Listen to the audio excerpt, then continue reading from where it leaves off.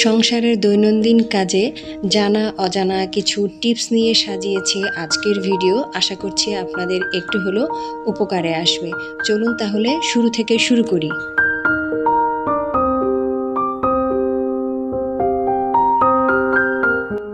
আসসালামু আলাইকুম সবাইকে।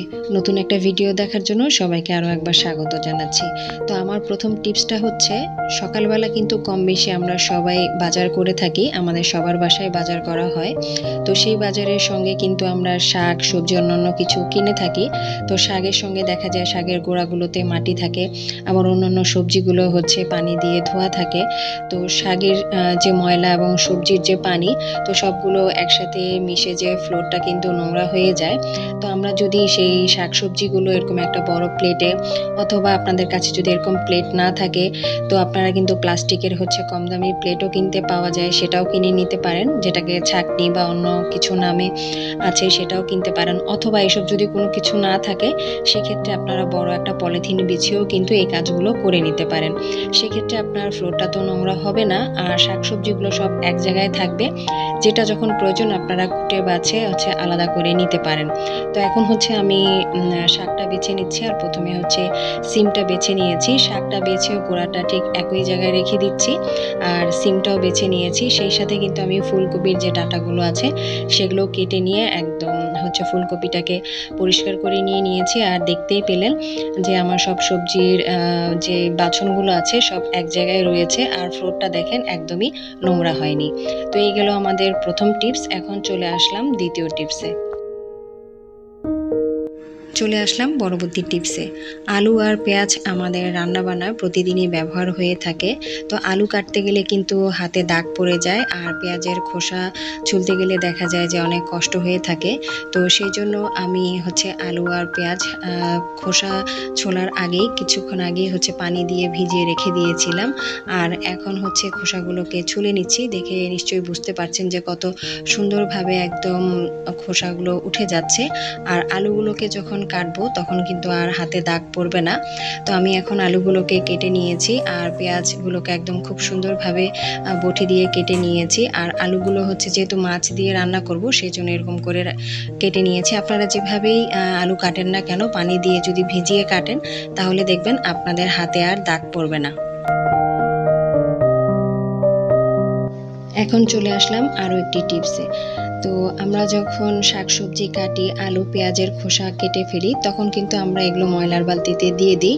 তো এখন থেকে আর ময়লার বালতিতে না ফেলে এরকম যে বাটিটা আপনাদের ব্যবহার হয় না, অথবা যে কোনো প্লাস্টিকের গামলা অথবা বালতিতে পানি দিয়ে এভাবে ভিজিয়ে রেখে দিবেন। আর পরের দিন সকালে উঠে সেই পানিটা এই সবজিগুলো থেকে একদম ছেঁকে নিয়ে নেবেন। তখন আপনারা গাছের মধ্যে যে পানিটা ব্যবহার করেন সেই পানি আর না দিয়ে এই পানিগুলোই ব্যবহার করবেন। তো পরের দিন সকালবেলা আমি পানিটা ছেঁকে নিয়েছি, আর সারা রাত কিন্তু সবজির মধ্যে পানির মধ্যে যে সবজির যে খোসাগুলো রেখেছিলাম সেগুলো ভিজিয়ে রাখার পর তারপর হচ্ছে পরের দিন সকালবেলা যে গাছে পানি দিই, সেই পানি আমি এখন এই পানিটাই ব্যবহার করছি। আপনারা কিন্তু চাইলে এই টিপসটা ফলো করে দেখতে পারেন। আশা করি আপনারা একটু হলেও উপকৃত হবেন। চলে আসলাম পরবর্তী টিপসে। আমরা যেহেতু মাছে ভাতে বাঙালি, তাই দেখা যায় যে একদিন পরপর হোক আমাদের কিন্তু মাছ বাসায় রান্না হয়ে থাকে। এখন যেহেতু বড় মাছ বাজার থেকে কেটে আনার একটা সুবিধা আছে, কিন্তু মাছ তো বাসায় পরিষ্কার করতে হবে। তো মাছ পরিষ্কার করতে গেলে কিন্তু মাছের গায়ে বেশ কাঁটা থাকে, আবার মাথার মধ্যেও দেখা যায় যে বেশ বড় বড় কাঁটা থাকে।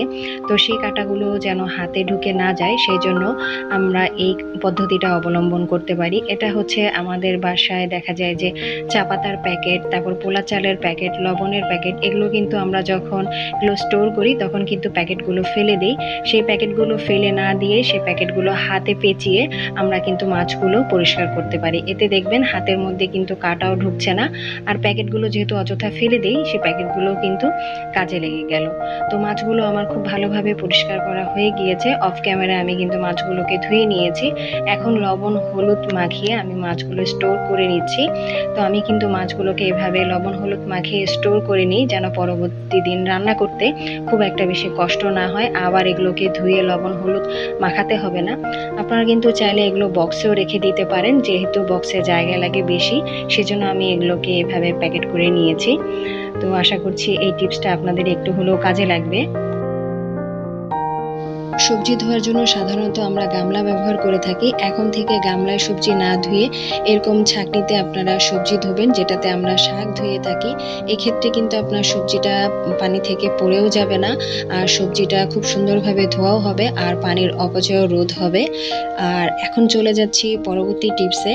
আমরা যখন রান্না করব তখন কিন্তু এভাবে সব কিছু একবারে গুছিয়ে নিয়ে চুলার পাশে রেখে দিব, যেন রান্না করতে খুব একটা বেশি সময় না লাগে। কুটা বাছা করতে বেশ সময়টা চলে গেল, রান্না করতে কিন্তু অনেকটা সময় চলে যায়। যদি আমরা এভাবে একটু গুছিয়ে নিয়ে থাকি তাহলে কিন্তু খুব একটা বেশি সময় লাগবে না। বাসায় ছোট বড় সবাই কিন্তু দুধ খেয়ে থাকি, আর এই দুধ জাল দিতে গেলে দেখা যায় যে চুলা নষ্ট হয়ে যায়, দুধ উপচে পড়ে তখন চারিদিকে ছড়িয়ে চুলা নষ্ট হয়ে যায়, সেই সাথে ফ্লোরও নষ্ট হয়ে যায়। গ্যাসের চুলায় তো একদম লো ভোল্টেজে দুধ জাল দেওয়া যায়, সেক্ষেত্রে ভয় থাকে না। আর ইন্ডাকশন চুলায় আপনি কিভাবে দুধ জাল দিবেন, দুধ যখন জাল দিবেন তখন বলক আসার সাথে সাথে এরকম একটা চামচ রেখে দিবেন। দেখুন আর কিন্তু বলক আসছে না, দুধটা কিন্তু খুব সুন্দরভাবে জাল হয়ে যাচ্ছে। এখন চলে আসলাম পরবর্তী আরও একটি গুরুত্বপূর্ণ টিপসে। আমাদের রান্নাঘরে কিচেন টাওয়ালগুলো আমরা খুব অল্প সময়ের মধ্যে কিভাবে ক্লিন করব, তো তার জন্য আমি একটি বাটিতে হাফ টেবিল চামচ পরিমাণ হচ্ছে ওয়াশিং পাউডার নিয়ে নিয়েছি, সেই সাথে একদম ফুটন্ত গরম পানি নিয়েছি, যেটা হাত দিয়ে ধরা যাবে না, সেই জন্যই আমি চামচ ব্যবহার করেছি। তো কিচেন টাওয়ালটা আমি বাটির মধ্যে ঢুকিয়ে দিয়ে চামচ দিয়ে খুব ভালোভাবে গরম পানির মধ্যে একদম মিশিয়ে দিয়েছিলাম। আর যখন ঠান্ডা হয়ে গিয়েছে তখন এরকম করে চিপে নিয়েছি আর দেখিয়ে দিলাম যে পানিটা কতটা নোংরা হয়েছে। যেহেতু আমি বেশ কয়েকদিন পর এই কিচেন টাওয়ালটা ক্লিন করলাম, সেজন্য অতিরিক্ত নোংরা হয়ে গিয়েছিল। তো এখন পরিষ্কার পানি দিয়ে খুব ভালোভাবে এটাকে আমি কষলিয়ে ধুয়ে নিলাম। এতে করে এর মধ্যে থেকে যে তেল চিটচিটে ভাবটা ছিল আর অন্যান্য যে ময়লাগুলো ছিল সবগুলো কিন্তু চলে গিয়েছে। এখন রোদে শুকালে একদম ঝকঝকে পরিষ্কার হয়ে যাবে। এখন শেয়ার করছি সর্বশেষ টিপস। ময়লার বালতি যদি সরাসরি ময়লা ফেলি সেক্ষেত্রে বালতিটা খুব তাড়াতাড়ি নোংরা হয়ে যায়, আর বালতি যেন তাড়াতাড়ি নোংরা না হয়ে যায় সেজন্য আমরা কিন্তু বালতির ভিতরে একটা পলিথিন ব্যাগ দিয়ে দিতে পারি, আর ময়লাগুলো পলিথিন ব্যাগের মধ্যেই ফেলতে পারি। সেক্ষেত্রে বালতিটা কিন্তু খুব তাড়াতাড়ি নোংরা হবে না। তো কেমন লাগলো আজকের টিপসগুলো অবশ্যই কিন্তু আমাকে কমেন্ট করে জানাবেন। ভিডিওটা ভালো লাগলে একটা লাইক দিয়ে দিবেন। যারা কখনো করেননি তারা কিন্তু চাইলে একবার হলেও ট্রাই করতে পারেন। আশা করি আপনারা একটু হলেও উপকৃত হবেন। আজ এ পর্যন্তই, সবাই ভালো থাকবেন। আল্লাহ হাফেজ।